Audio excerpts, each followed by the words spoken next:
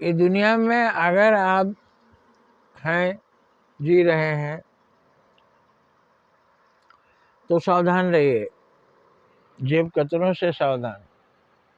अब जेब कतरे कौन कौन हो सकते हैं? जो आपका जेब कतरते हैं। जेब में क्या है? माल है। जेब में आपका सुख चैन है।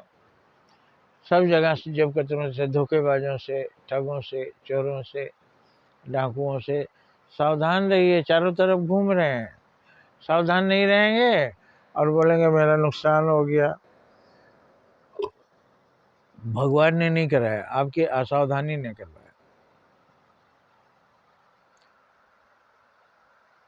तो हमेशा सावधान रहिए। कोई पीछे से गाड़ी आ रहा है चलाते हुए, आप बीच रोड में जा रहे हैं, मार दिया। किनारे चलिए,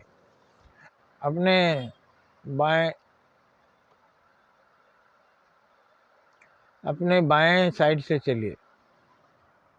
गाड़ी चला रहे हैं तो उसका नियम जानिए, ट्रैफिक नियम। हेलमेट लेके चलाइए, नहीं तो एक्सीडेंट हुआ है। एक आदमी हेलमेट रखा था, हाथ में लटका के रखा था, और एक्सीडेंट हुआ तो हाथ में से सिर में लगा लेंगे, उसको मौका ही नहीं मिला। वो सोचता है कि पुलिस दिखाई देगी तो सिर में लगा लेंगे। तो आप फाइन से बचने के लिए हेलमेट रखे हैं कि अपनी जान बचाने के लिए, सुरक्षा के लिए रखे? आश्चर्य होता है, पढ़े लिखे लोग ही ज़्यादातर ऐसा करते हैं। सिर में रखने से हेयर स्टाइल गड़बड़ हो जाएगा। अरे क्या गड़बड़ हो जाएगा? एक छोटा सा कंघी रखिए, जहाँ हेलमेट उतारिए एक बार कंघी कर लीजिए। हर जगह सावधान रहिए, नहीं कहीं भी एक्सीडेंट हो सकता है। हर जगह सावधान रहिए, कुछ भी खा लेंगे सड़ा गला हो सकता है, केमिकल लगा हो सकता है, आपको नुकसान पहुंचा सकता है, मिलावटी सामान हो सकता है। तो कहने का मतलब, आप चल रहे हैं, थोड़ा अंधेरा है तो टॉर्च लेके चलिए। क्यों टॉर्च लेके चलते हैं? सांप बिच्छू होगा तो दिखाई देगा, गड्ढा होगा तो दिखाई देगा। तो ये सावधानियां जो एक जगह बताइए, संपूर्ण जगह रखिए, नहीं तो आपका जीवन ही खतरे में पड़ जाएगा। इसीलिए लिखा, जेब कतरों से सावधान।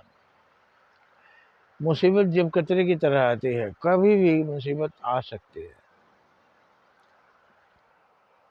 ये दहिया है कागज के पुड़िया, बूंद पड़े गल जाना, आग लगे जल जाना है। ये जीवन है सूखी लकड़ी, आग लगे जल जाना है। ये दहिया है माटी के मूरत, पानी पड़े गले जाना है। तो ये रहना नहीं देश बेगाना है। तो अब आप समझिए, आपका शरीर सही नहीं है, रहेगा नहीं, समय पर जाएगा, लेकिन अगर असावधान रहे तो पहले भी चले जाएगा। तो जेब कतरों के सावधान क्यों कहा हमने? जेब कतरे, ठग, मुसीबत, ग्रह, ये सब चारों ओर घूम रहे हैं, वायरस। और देखने में साधु है, साधु का वेश धारण किया हो, नाकू भी हो सकता है। सीता मैया धोखा खा गई,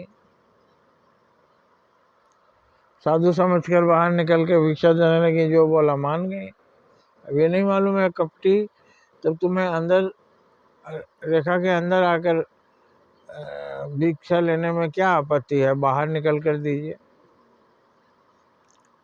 तो बाहर निकल के दीजिए, उन्होंने शक नहीं किया।